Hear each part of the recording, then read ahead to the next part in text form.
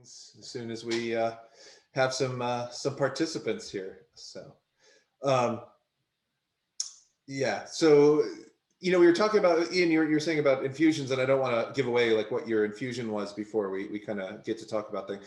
I tried an infusion recently in which we did some fig infused bourbon, which usually turns out really well. But we tried to we threw some vanilla in there.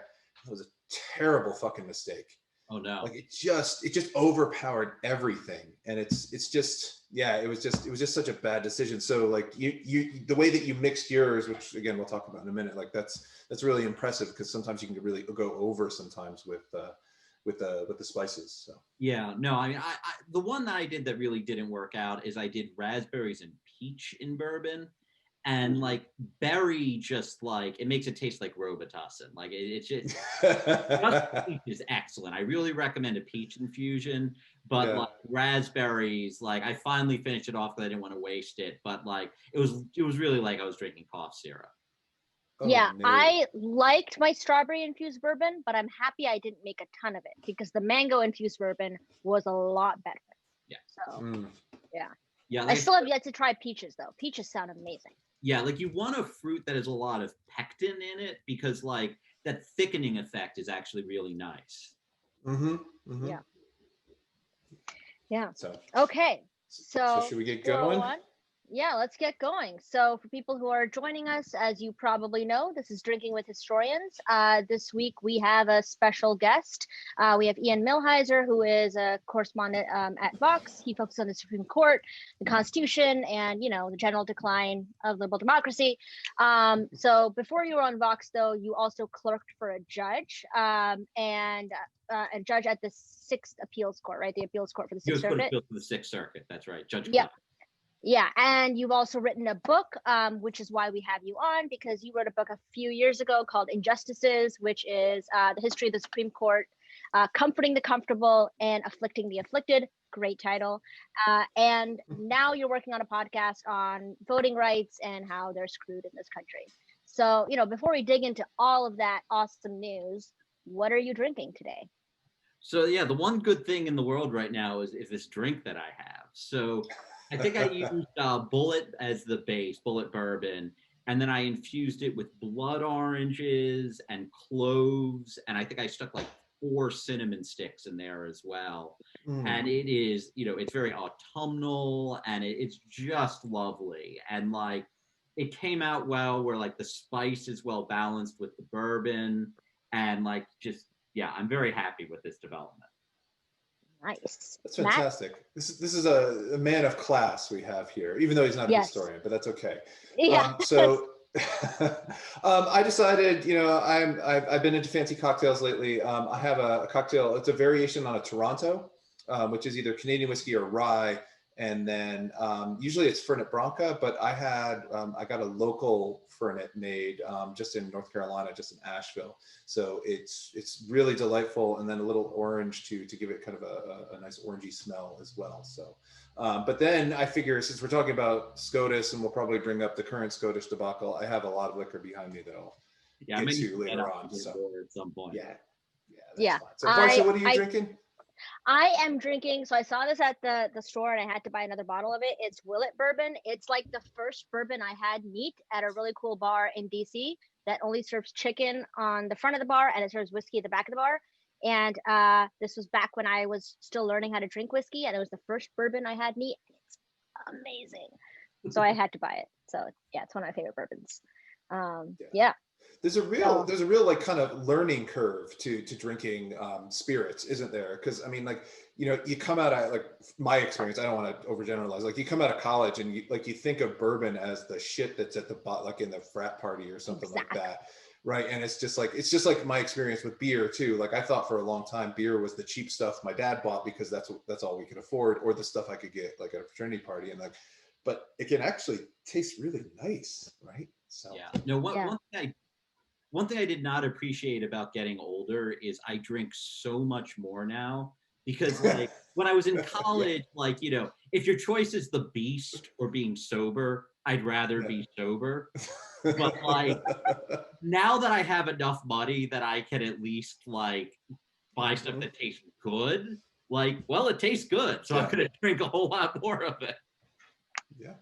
Yeah. And then you got to deal with the Very hangovers. civilized. Yeah, it's the worst part about that's the worst part about college, because for college, throughout college, I was known as somebody who likes vodka, and I haven't touched vodka in like 5 years. Can't do it anymore. Mainly because I was drinking bad vodka. But vodka's definitely a gateway liquor. Yeah, it is. Yeah. Okay, so we'll just jump into the easiest question of all time. As you know, all Supreme Court justices have answered this question. You know, originalists know the answer. Why did the framers put a Supreme Court in the Constitution in the first place? What was James Madison's deal? What did he want? Gotcha. So, like, I mean, as much as I'm a critic of the Supreme Court, like, it's one of those things, you have to have an institution like it. So the role of courts is to apply the law to individual cases. So, like, you know, if you think that you're a victim of race discrimination or gender discrimination, or like some insurance company isn't, you know, denied you coverage because you have pre-existing conditions, like, the law isn't going to enforce itself. There has to be somebody that you can go to and say, hey, there's this law here, and here's a bunch of things that happened to me, and now I need you to order this person who's been breaking the law to stop it. And so, like, that's what courts are for.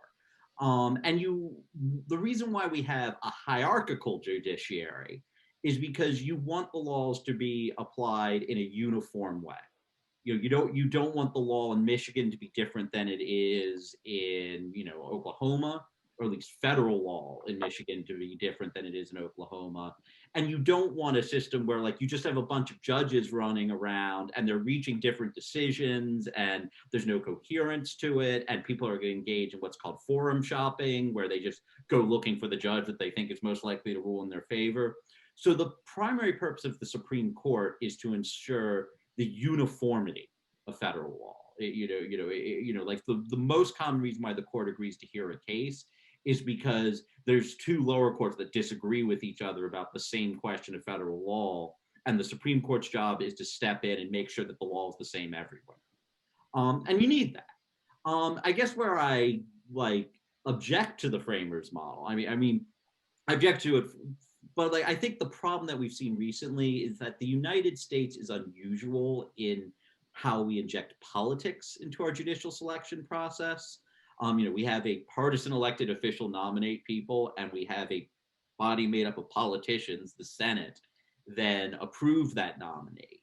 And, most countries and many states don't do it that way. So, in the United States, the gold standard is the Missouri system, where you have merit selection, and normally the merit selection commission is made up of people from different constituencies. So the governor will pick some people, the bar will pick some people, the chief justice will pick some people. And the idea is that you have enough different inputs there that it's less likely to be captured by any one political faction.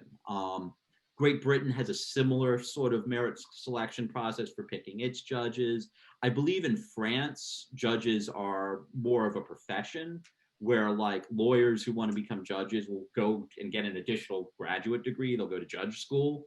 And then I believe the way it works in France is that it's like a civil service where you're promoted from within. So senior judges will decide which junior judges are doing a good job. And so I think other countries and many US states do a much better job of picking judges in a way that's likely to depoliticize the process. And, I can get into a bit as to why we kind of screwed this up, but, our framers did not come with the best process of picking judges.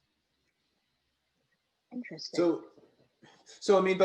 So if politics has always been infused in this, and I say this as a simple medievalist who doesn't understand these modern things, I get uncomfortable after about 1300.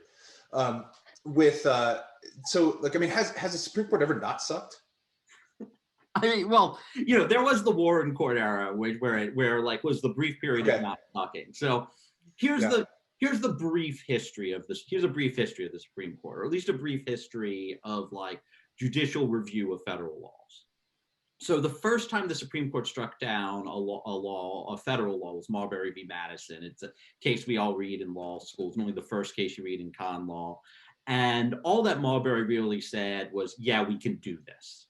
So that was the first time they did. The second time they did it was Dred Scott. So like, didn't turn out so well the second time.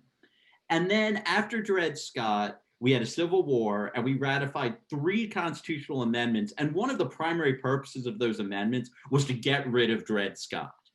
Like, much of the 13th and 14th Amendment was drafted specifically because like there was shit that was said in Dred Scott and we wanted to write into the Constitution, no, that's wrong. Like a big reason why everyone born in this, the 14th Amendment says explicitly that everyone born in this country, with a few exceptions, as a citizen, is because Dred Scott said, no, that doesn't apply to Black people.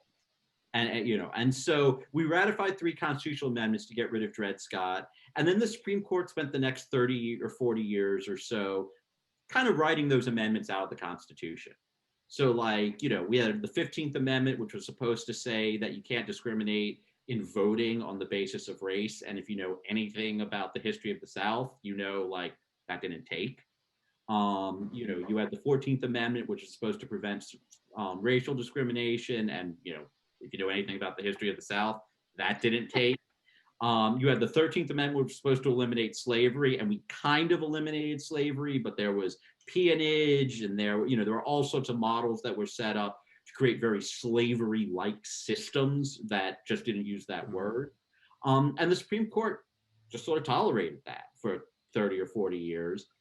And then it spent the next 30 years taking the 14th Amendment, which was supposed to be about getting rid of Dred Scott and getting rid of American apartheid, and reading into it this notion that what the court's really here to do is to protect plutocrats. So this is what lawyers refer to as the Lochner Era, when the Supreme Court struck down minimum wage laws, struck down child labor laws, although that actually wasn't a 14th Amendment decision, struck down laws protecting the right to unionize, struck down the Lochner case itself was a case involving a law requiring bakeries.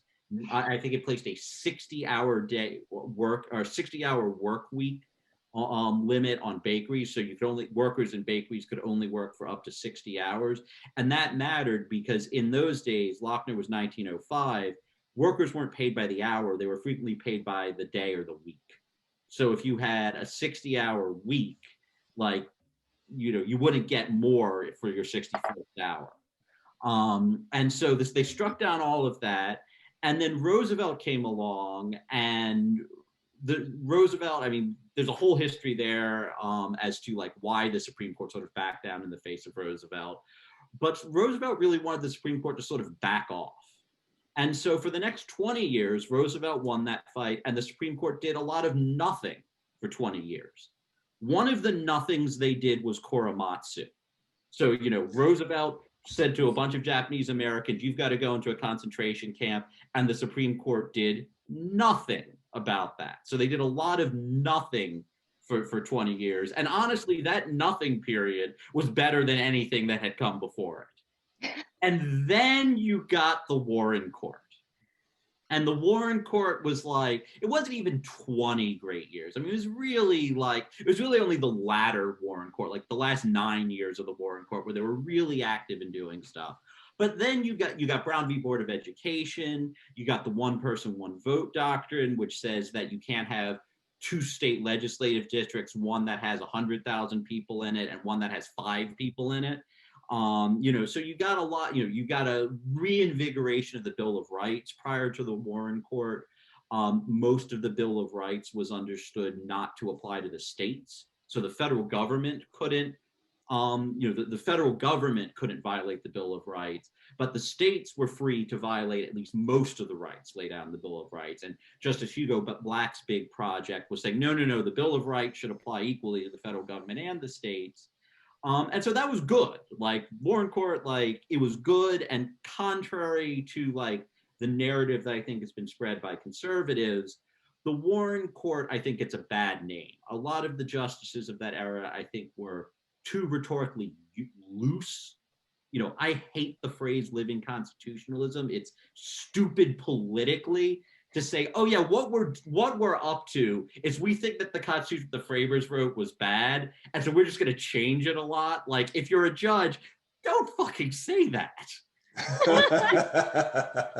But despite the fact that they rhetorically were very stupid, most of what went on in the Warren Court era was, well, we actually did have a 14th Amendment that's supposed to prevent race discrimination, so let's make that work. Well, we actually do have a Bill of Rights, so let's make that work. Well, we're actually supposed to have a democratic system of government, so let's make that work. I mean, I think the Warren Court did a better job than any Supreme Court before it in actually following the text of the Constitution, and I don't care what, conservatives say now about that. And ever since then, it's been getting worse. So ever since Chief Justice Warren stepped down, I believe it was 1969, the Supreme Court has been getting more and more and more and more conservative. And I think the future we're headed towards now, I don't think, like, even with Amy Coney Barrett, we're likely to see a new Lochner era. I mean, maybe they strike down Obamacare, but I don't think they're going to go all the way back to striking down minimum wage laws and stuff like that. But I think that, and I mean, I just wrote a piece about this today, this court is going to be extremely hostile to voting rights, and specifically very hostile to the Voting Rights Act, which is the vehicle which prevents racial voter discrimination. And if you don't have voting rights, you don't really have much of anything. Yeah. So anyway, there's my short history. So building on Happy that Friday. history, yeah. Happy Friday. I have two questions. My first question is, was Bork the first justice whose nomination was politicized to such an extent that we are similar with today? And if not, were there any cases of that before? Or why do you think it happened to Bork? And then my second question is, you've also made the case that not only is the court getting more conservative, but it's getting more partisan, like specifically aligning with partisan groups, not just ideological bents.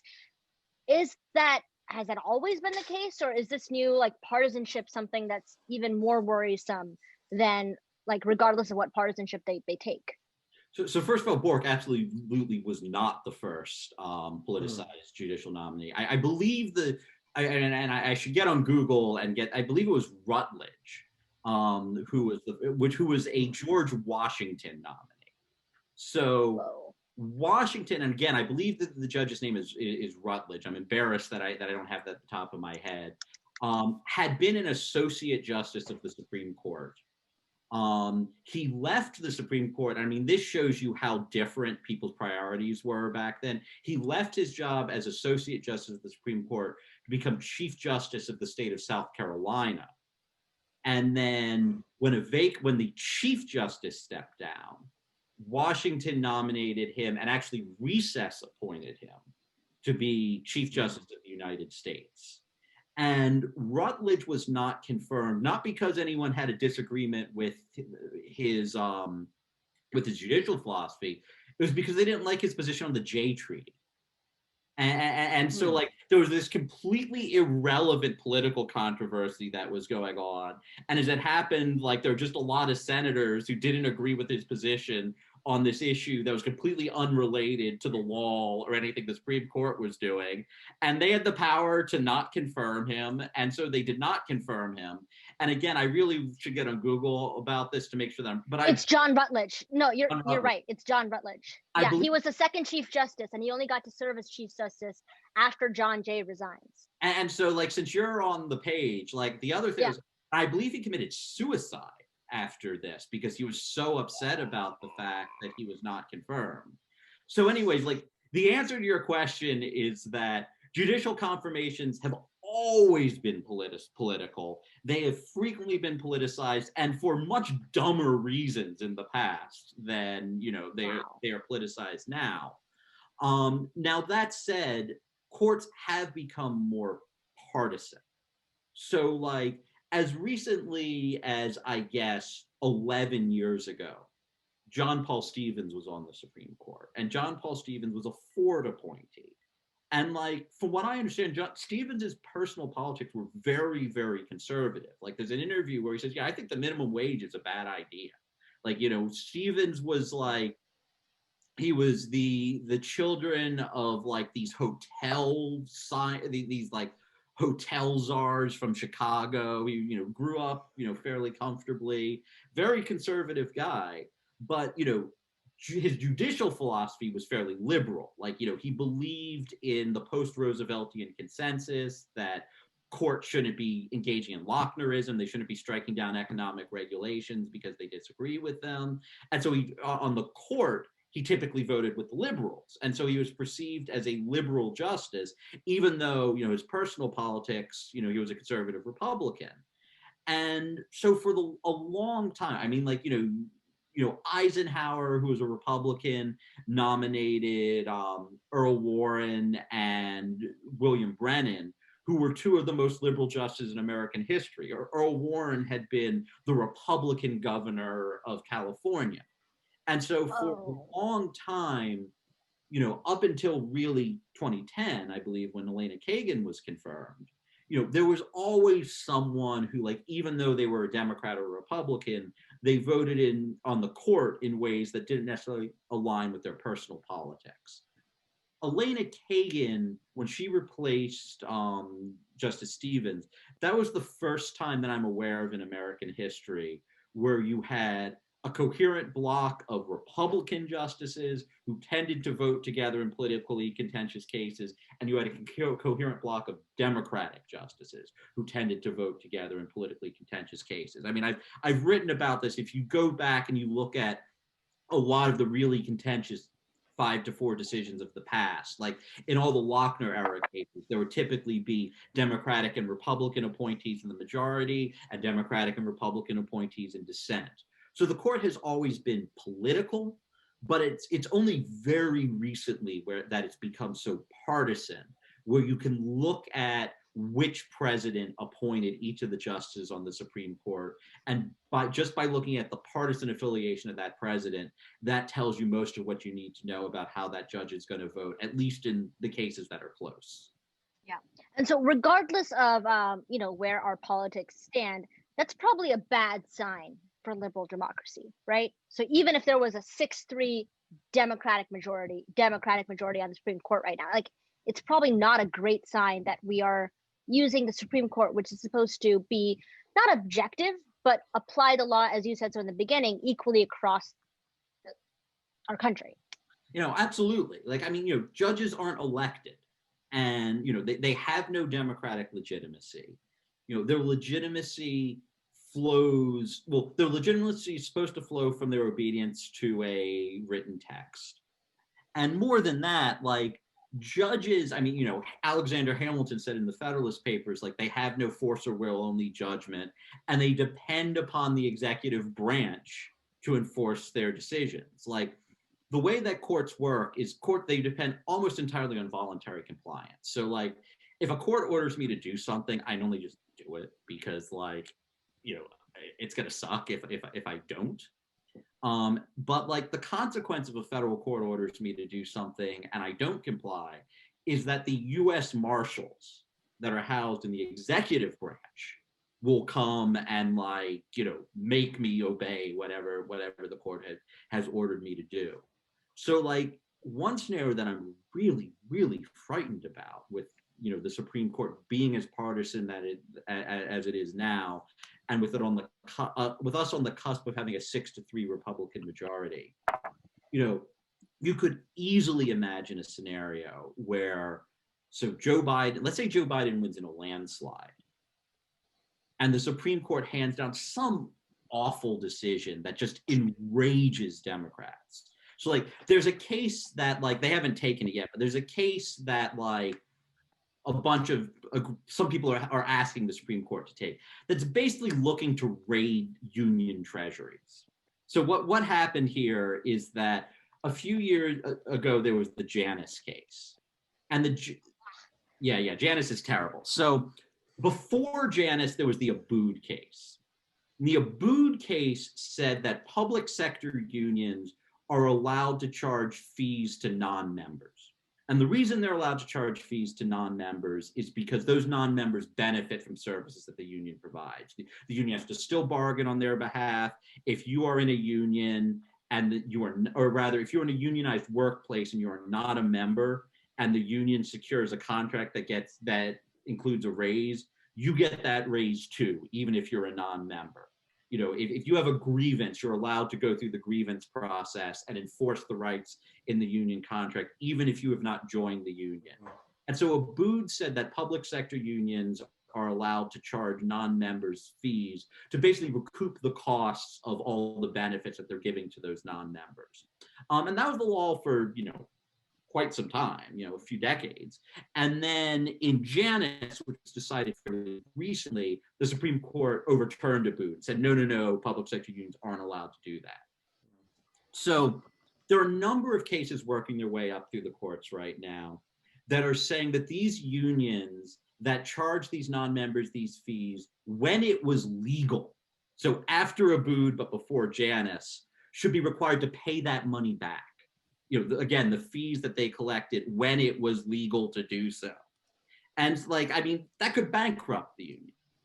And so if I'm a union president and the Supreme Court tells me that I've got to just, disgorge all these fees that I collected, again, when the Supreme Court had told me it was legal for me to do so, and Joe Biden is president, the very first thing I'm doing after the Supreme Court orders me to pay that money is I'm going to call up Joe Biden and say, if you want my support and my members' support in this next election, you're ordering the U.S. Marshals not to enforce this decision. And that's dark. Yeah, and that's the future. If I'm Joe Biden, I might say yes, not because I'm afraid of the union, but because I might agree with the union. I mean, there would be an unjust decision if the Supreme Court were to ask them to give up all this money.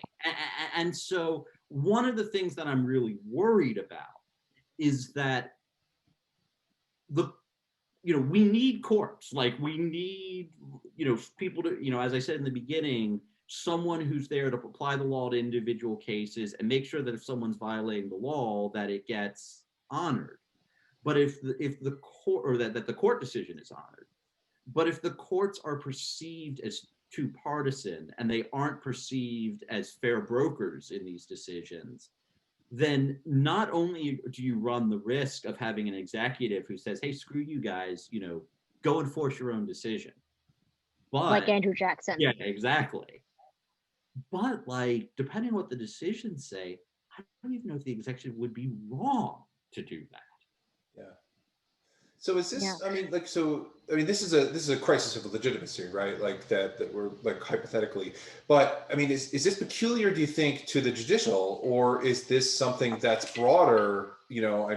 Within kind of contemporary society about the legitimacy of any branch of the government, of federal government right now. People questioning, especially Trump's leadership, or I'm sure on the right, if Biden were to be elected, that would come immediately after his inauguration, the legislative at the same time. Is this peculiar to what's going on in the judicial, do you think, or is it a broader problem?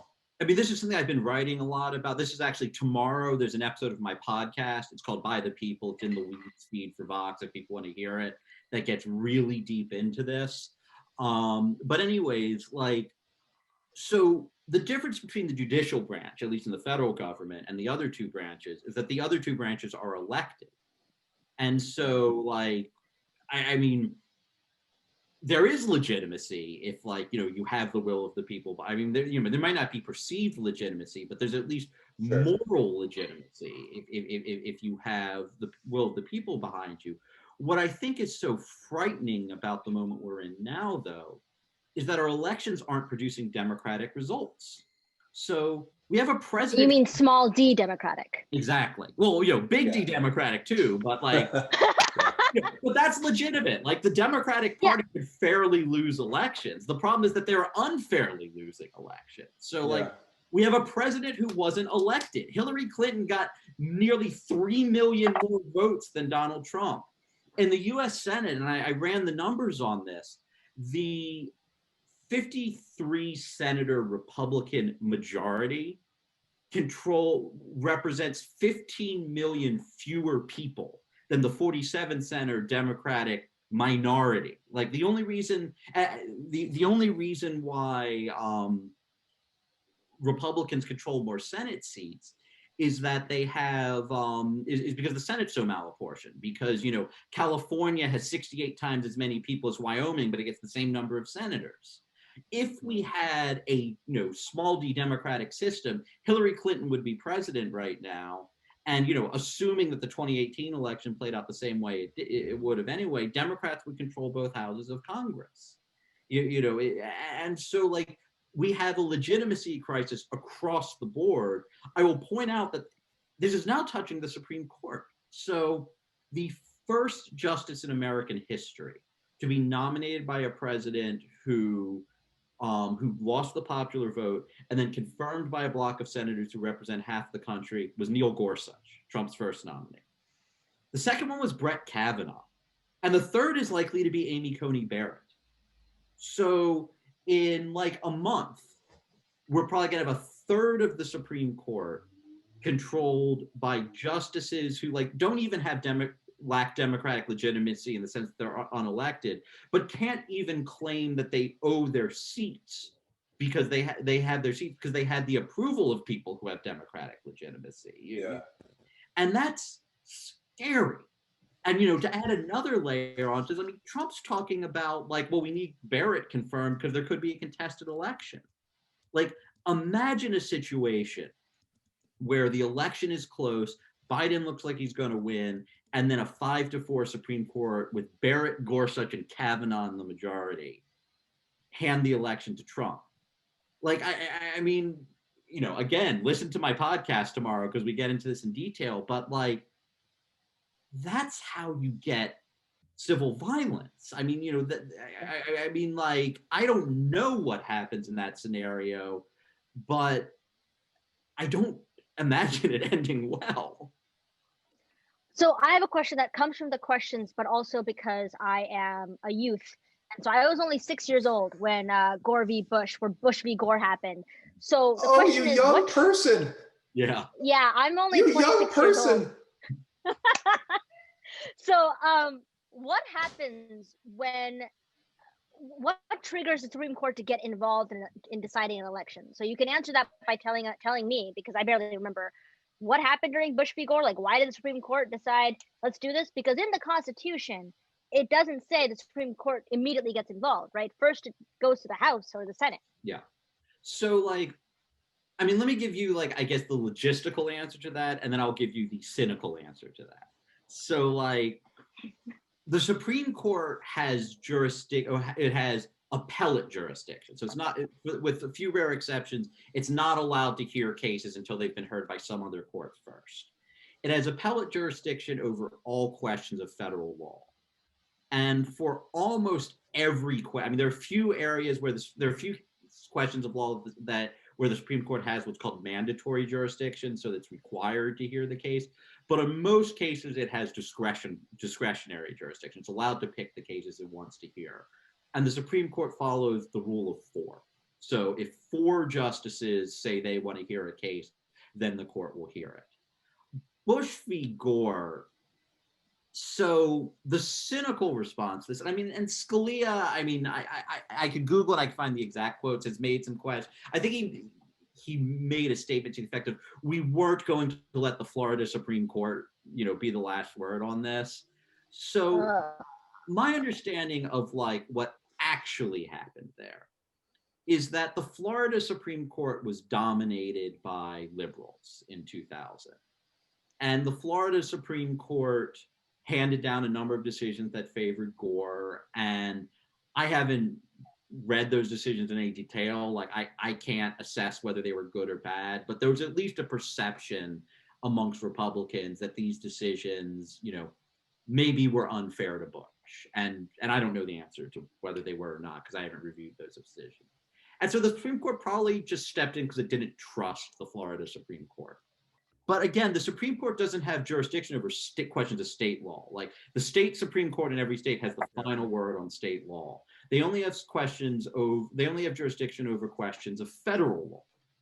And so in order to hear this case, they had to, someone had to manufacture a federal question. Someone had to somehow say, like, there's a dispute here that's not about what the Florida law requires. There's a dispute here that's about some sort of federal issue.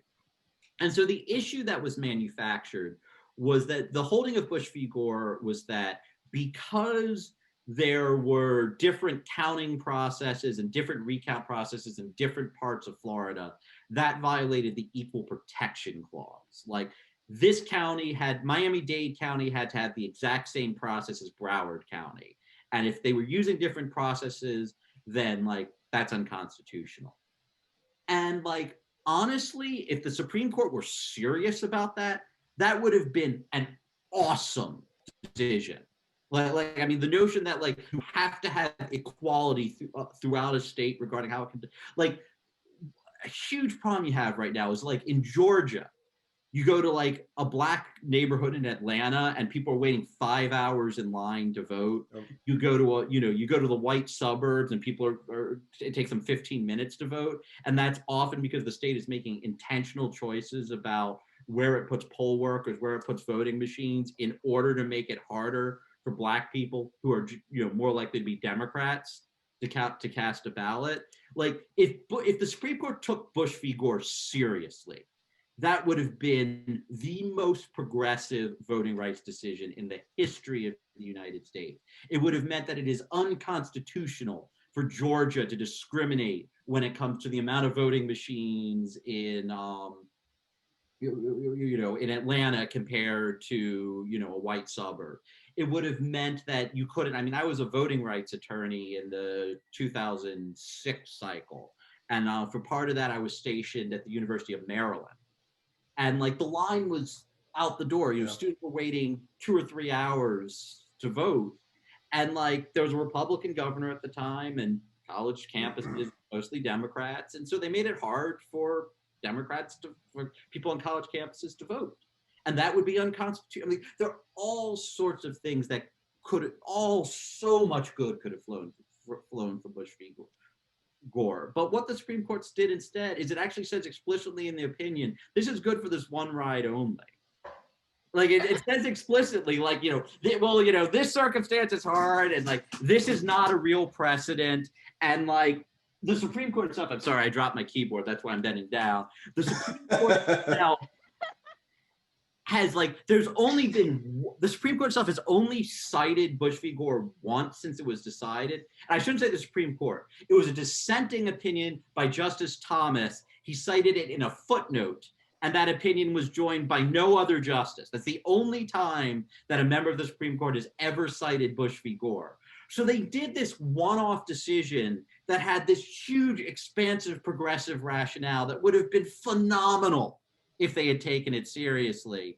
But they used it this one time to benefit George W. Bush, and then they said, no, never again. And they've kept to that. I mean, with the exception of this one footnote in a dissenting opinion by Clarence Thomas, you would think that Bush v. Gore didn't even exist if you read all the Supreme Court's opinions. Okay, I have so many questions. We're going to move to Q&A because some of those Q&As are also questions that I have. I think a question that's been asked a couple of times is, what's the deal with the Federalist Society, man? Why are they so powerful? How did they get powerful? Why are they such assholes? When did it happen? So, and then a subset of that question is, why don't liberals have that? So that's partially a political history question, but also a legal, like, scholar question. Like, do liberals just not have the same ability to weaponize the Constitution in the same way? Like, do we just have a different understanding of how judging works? Is that the issue? So, yeah, I mean, response. That's a huge question. I mean, I like to say that like the intoxicating thing about going to law school. I mean, like when I started at law school, it felt like I just matriculated at Hogwarts. Like, I mean, you are learning words of power. I mean, you are learning to write things that change the world. And everything I studied up to that point was descriptive. Like, I was studying something that tells me how the world works. Law school taught me how to change the world. And I mean, it just feels extraordinarily powerful. And I mean, it really does. I mean, like, the law review kids are the Ravenclaws, and the public interest people are the Gryffindors, and the Federalist Society are the Death Eaters. And like, and like the problem with that intoxicating feeling that I had when I was in law school was that, you know, and if there's any lawyers listening, think about the worst person you knew in law school. They felt just as intoxicated. Like Brett Kavanaugh, when he was in law school, was like, wow, I feel so powerful. This is amazing. I'm learning these words of power. And I'm going to use... I can screw over women now. Yeah. Like, I mean, so like... More so. So anyways, the Federalist Society. I think the Federalist Society works for a number of reasons. So one reason that it works is that it is able to dole out goodies. So like, you know, if you want a good job in, you know, if you want a judgeship in a Republican administration, you really do have to go through the Federalist Society now, especially if you want a circuit court or a Supreme Court appointment. And the Federalist Society can maintain ideological discipline that way. So like, if I am a young, ambitious, conservative law professor who thinks that, and I mean, I'm not just like speaking out of turn here. I mean, I was one of many lawyers, but I was one of the lawyers who was involved in defending the Affordable Care Act in front of the Supreme Court. I filed a number of briefs in that case. And there, at one point, I tried to organize, like I was organizing a lot of the amicus brief strategy around that case.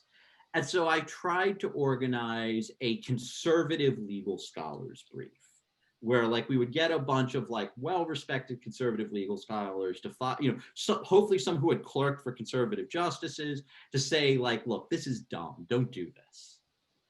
And a thing that I heard and that like the allies I was working with heard over and over again was some version of, look, we agree with you, but I want to be to get a presidential appointment someday. And so you're saying it's a gang. It's literally a gang. I mean, that offers protection in exchange for dues for a couple of years. And those dues are say whatever the heck we want so you can get protection in the form of a judgeship. So that's some of it. But I actually think there's something else going on. And there's something else that's going on. I mean, I wrote a piece about this where I quoted some really great scholars. I mean, Maya Sen at Harvard told me some really great stuff about this. But like, I think the more important function that the Federalist Society operates on is like, people care about what their social and professional circles think about them.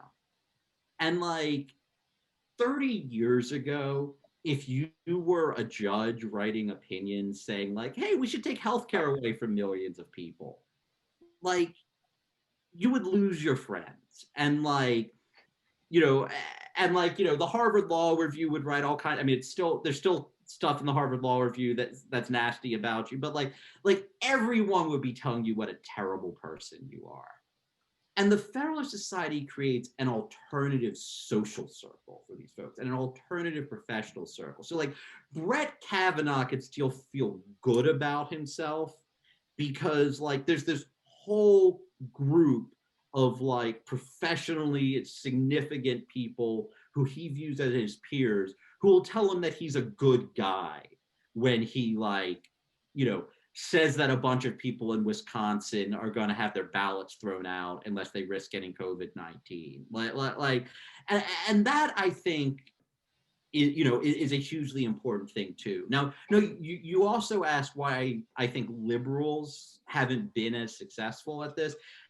I think there's a lot of reasons for that, but like one of them I think is just that there's a lot more diversity within the Democratic coalition generally. So like, I mean, the political scientists will tell me that like Republicans are like an ideological party. And I don't mean that, I don't use the word ideological in the pejorative sense, but like the thing that unites the GOP coalition is a common ideological vision.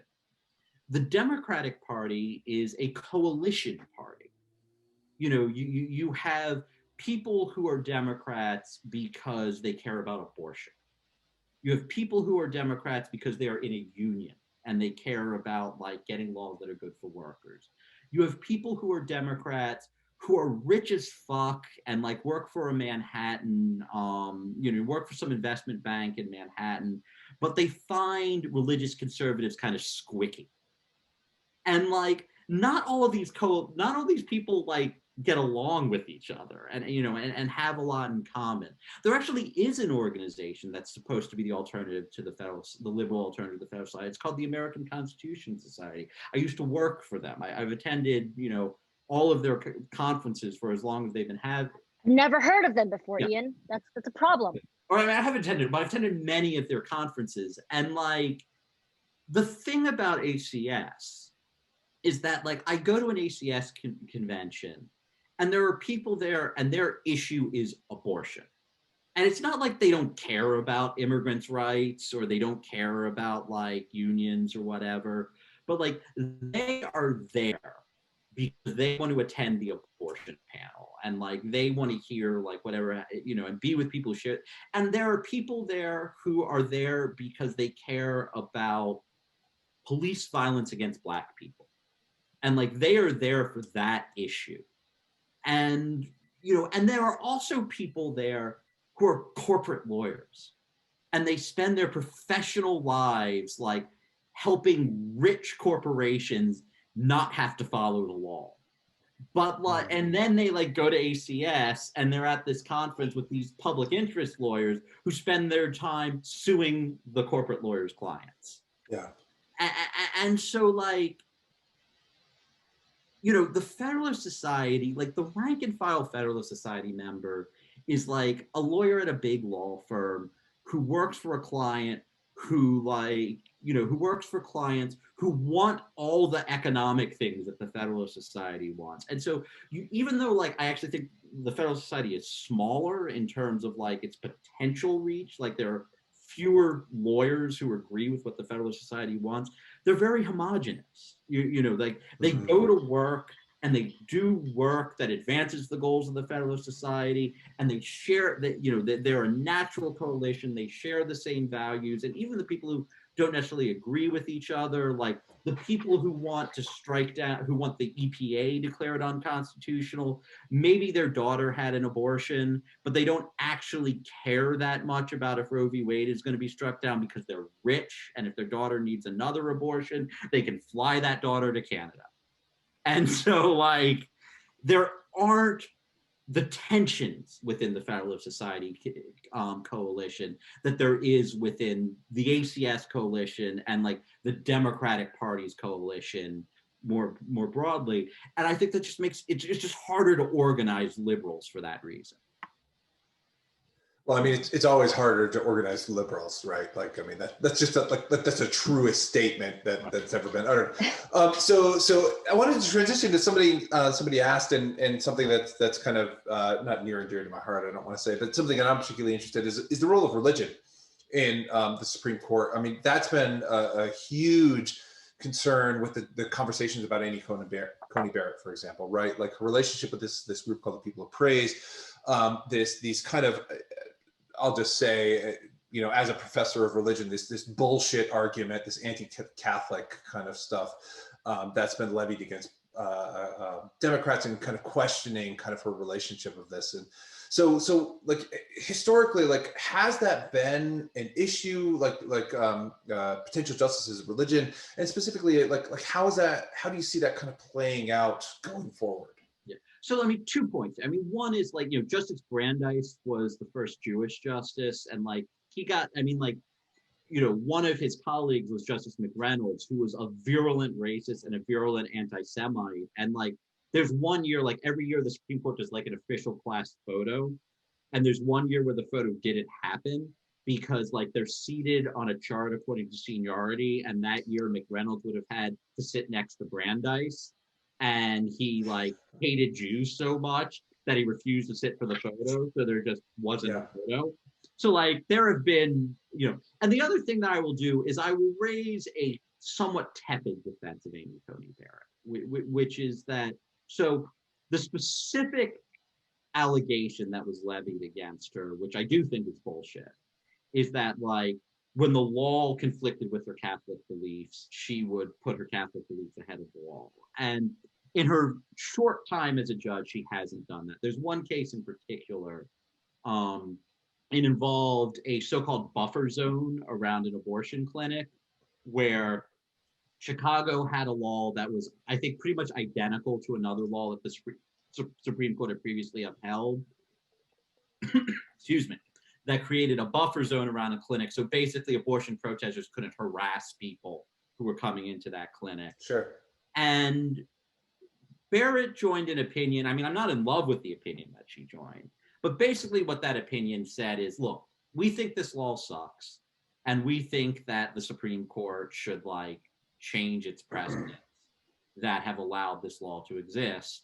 But we have to follow the law, and the law says that, you know, there's a binding Supreme Court precedent saying that the Chicago ordinance has to stand, so we're going to uphold it. And so, like, the specific allegation against Amy Coney Barrett, which is when the law came into conflict with the views of the Catholic Church, she would pick the views of the Catholic Church. Like, I don't think that that's a fair critique. Now, that said, I do think it is really troubling what we're seeing right now. So, like, you know, I mean, there's Rod Dreher's book, The Benedict Option, talking about how, like, conservative religious people have to build their own sphere of influence that's, like, separate and apart from the real world. And like, so the hottest issue in, like, religion and the law right now is this question of whether people of faith have to follow laws that they disagree with on religious grounds, and specifically whether they have to follow anti-discrimination laws. I mean, there was the Masterpiece Cake Shop case recently involving the baker who refused to bake a wedding cake for a gay couple. There's another case coming up this term called Fulton, involving a government contractor. And like, the government said to it, if you want to contract with us, you have to agree not to discriminate against gay people. And it's Catholic Social Services, it's the contractor, said, well, we have a religious objection to that clause, so we want to get a government contract, but not have to comply with the terms of the contract. And so, like, this is a really live issue right now. Yeah. And like, for years, the way that the Supreme Court handled this is they said that essentially your religious liberty stops at my nose. So like, you have very broad religious liberty rights so long as you're not making a claim that infringes the rights of others. Hobby Lobby, the case from a few years ago involving employers who didn't want to provide birth control, was, to my knowledge, the first time that the Supreme Court said that someone can make a religious claim, and religious liberty claim, and in doing so, take a right away, in that case, the right to have birth control coverage, away from someone else.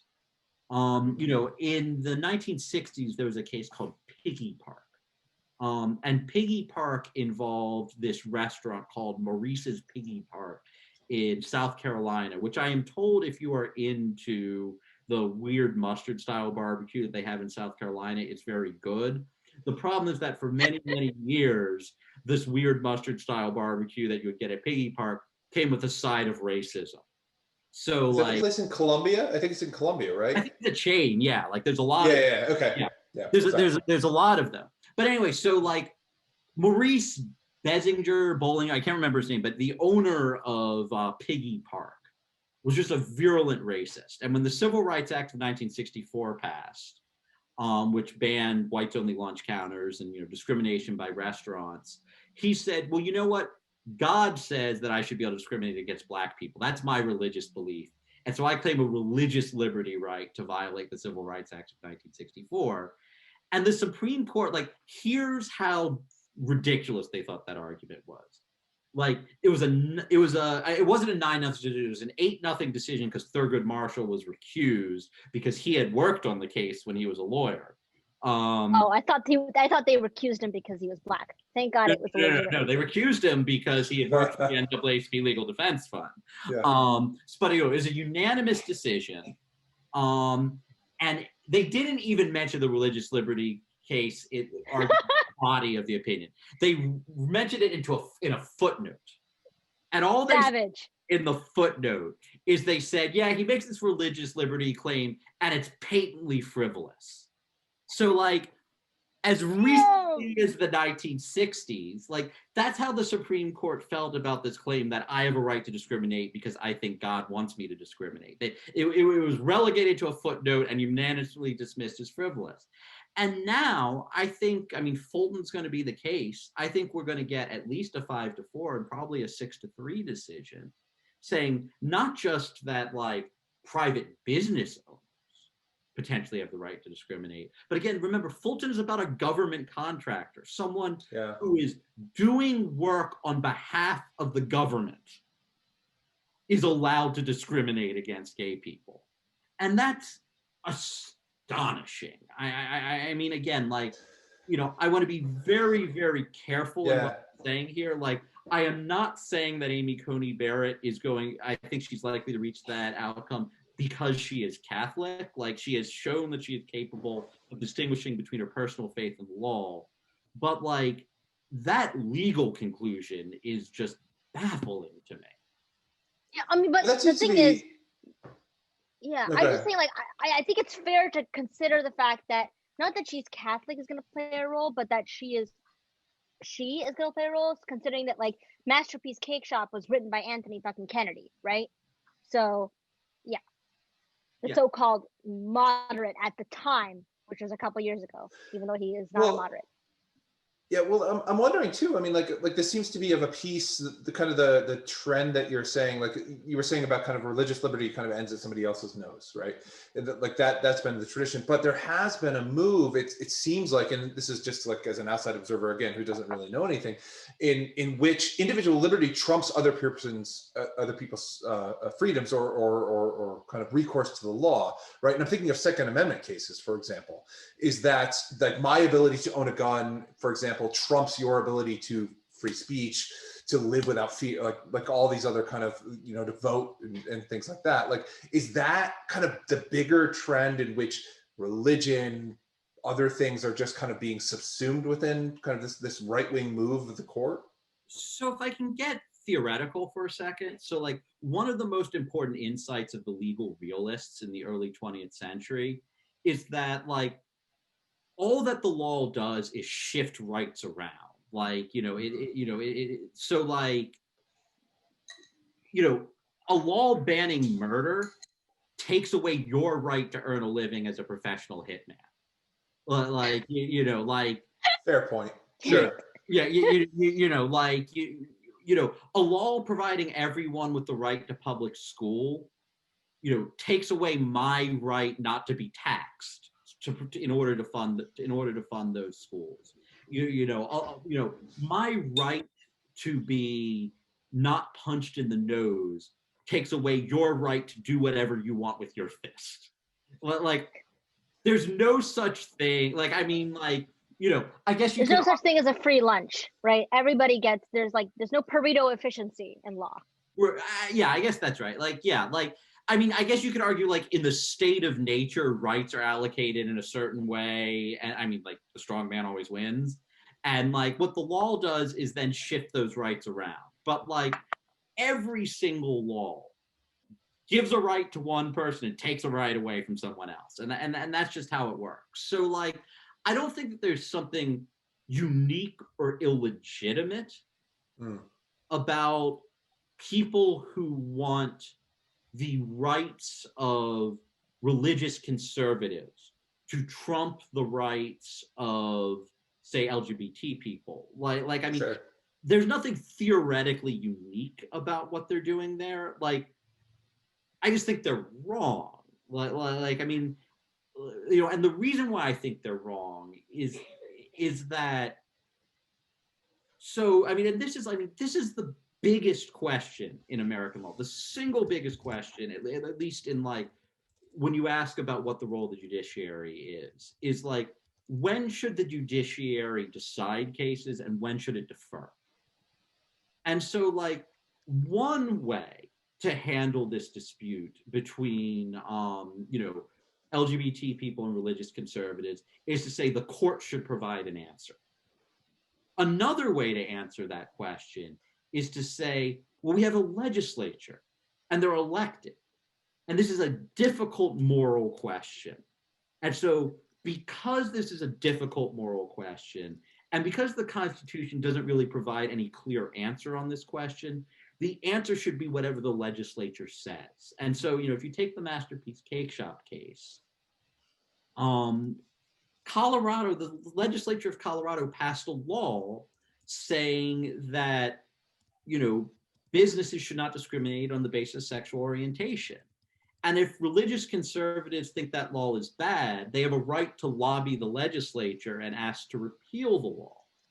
What the plaintiff at Masterpiece Cake Shop is doing, and the plaintiff at Fulton is doing, and what I think a majority of the Supreme Court is likely to say is that it's not up to democracy to resolve these difficult moral questions.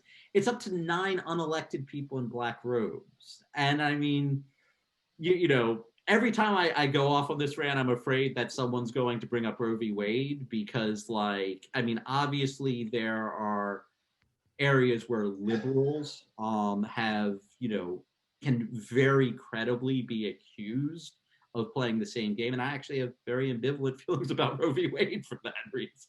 But to clarify, he means ambivalent feelings on the way Roe v. Wade was written, right? Not on the actual right of women to have an abortion. Yes, I will, but I can go into details. I think Justice Ginsburg was right that there's a strong equal protection argument that the right of women not to experience discrimination should encompass certain reproductive rights. But anyway, that's a non sequitur.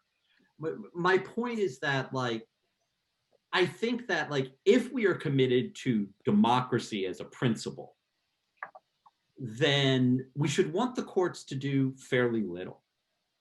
And when we face these difficult moral questions, I have very strong views about who should win this debate about, between LGBT people and religious conservatives. But the way that I get input in that question is by voting for people who agree with me. And in cases where the Constitution is unclear about what the correct answer is, I just think that's the right answer. I think that this is what the court said in the Caroline Products decision, but unless the Constitution is really clear, or unless someone passes a law that damages the democratic process itself, we want legislatures to make these choices for us because we can vote for legislatures and not for judges. Yeah. Okay, so last question, and I'm so sorry there's so many more questions I want to ask, but a ton of people have talked about packing the court. So 2 sub questions on that.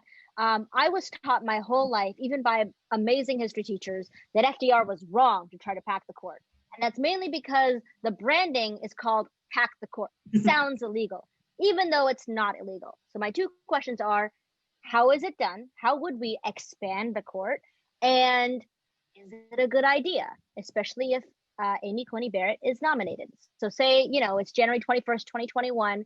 Somehow Chuck Schumer has a majority. Joe Biden is elected. What does Chuck Schumer do? And how is it done?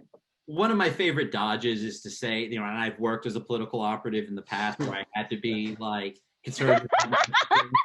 I am a journalist. Are you going to do the Joe Biden dodge? Yeah. No, I'm not going to do the Joe Biden dodge here because I totally have views on court packing, which I'm going to.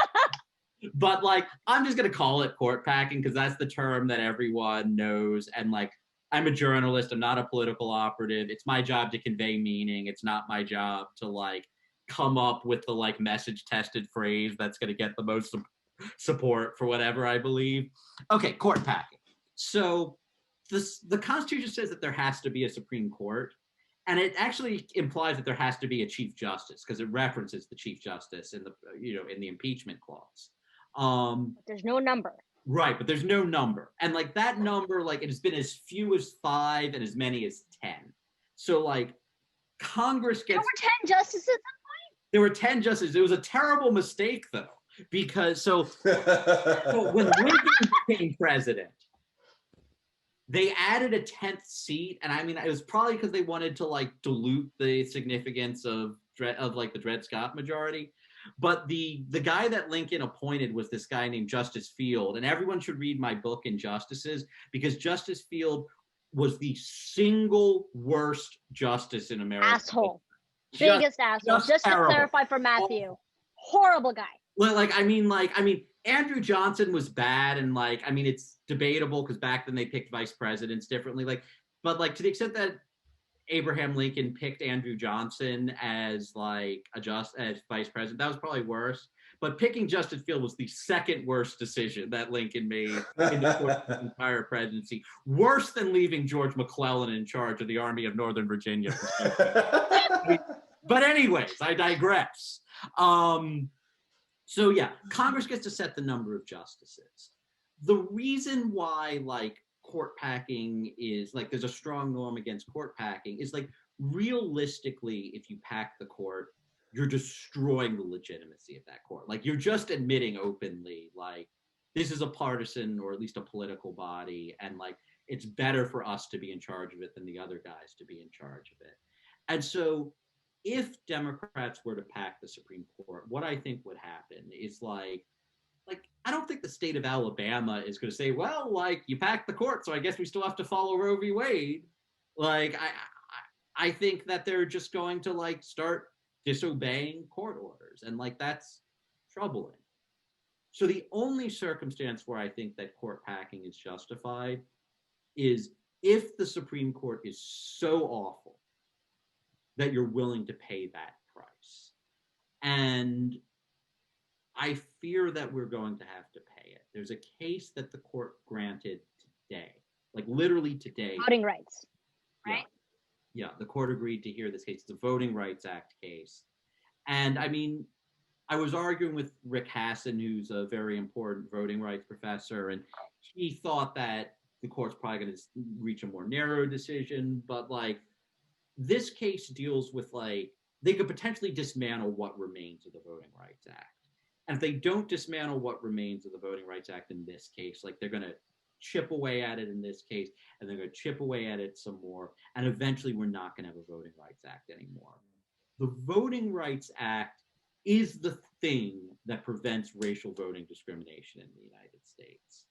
And I mean, the part is like setting aside the immorality of like just telling someone they can't vote because of their race, like the partisan implications here are astonishing, because what Republican state lawmakers have learned is they can use race as a proxy to identify Democrats, because like, you know, African Americans in particular are overwhelmingly likely to vote for Democrats.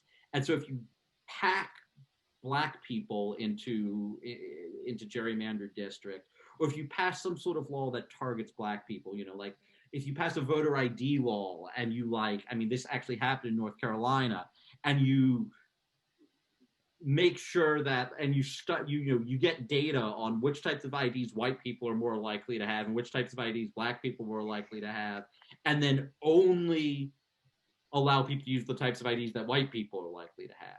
If you eliminate early voting on Sundays, because Black people are especially likely to vote on Sundays because African American churches tend to have get out the vote drives on Sundays. Like there's like, you know, you're targeting Democrats. And so if we lose the Voting Rights Act, we could potentially cease to have competitive elections, at least at the national level. Like the Republicans just win at the national, like there'll still be elected Democrats, there'll still be blue states that won't elect voter suppression laws, but it will become extremely difficult to elect a Democratic president, or, you know, or a Democratic Senate, or Democratic Congress, and eventually to get Democrats on the Supreme Court. And like, that's the end for democracy.